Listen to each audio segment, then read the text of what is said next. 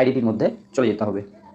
এখানে এসে প্রোফাইল লগটিতে যেতে হবে, এখানে এসে এই থ্রি দাগে যেতে হবে, এখানে এসে এই পেজের মধ্যে যাব। এখানে এসে আমার এই আইডির আন্ডারে যতগুলো পেজ খোলা আছে সবগুলো কিন্তু শো করবে। এখান থেকে আপনি যে পেজটি ডিলিট করতে চান সেই পেজের উপরে ক্লিক করে দিতে হবে। তা আমি ক্লিক করে দিলাম। এখান থেকে এই সুইচে ক্লিক করতে হবে। এবারে আমি আবারও এই পেজের প্রোফাইল লগতে যাব, এখান থেকে আবারও থ্রি দাগে যাব, এখানে এসে সেটিং অ্যান্ড প্রাইভেসিতে যাব, আবারও সেটিংয়ে যাব, অ্যাক্সেস অ্যান্ড কন্ট্রোল এটার উপরে ক্লিক করে দেবো।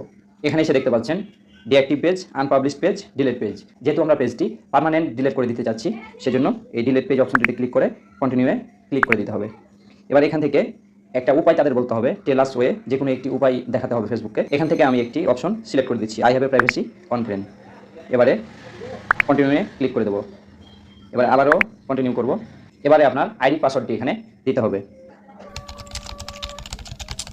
আমার পাসওয়ার্ডটি দেওয়া হয়ে গেছে। এবারে কন্টিনিউয়ে ক্লিক করে দেবো, ডিলিট পেজে ক্লিক করে দেবো। এবারে আবারও আমি আমার আইডির মধ্যে এসে চেক করে নেব আমার সেই পেজটি ডিলিট হয়েছে কিনা। তো এই জন্য আমি প্রোফাইল লগতে যাব, এখানে এসে এই থ্রি থেকে যাব, এখান থেকে এই পেজে যাব। এখানে এসে দেখতে পাচ্ছেন এখানে 3টা পেজ ছিল, এখানে কিন্তু এখন 2টা পেজ রয়েছে। আমার যে পেজটি আমি ডিলিট করে দিয়েছি এটা ডিঅ্যাক্টিভ পেজ, এই পেজটি কিন্তু আর কারো কাছে শো করবে না।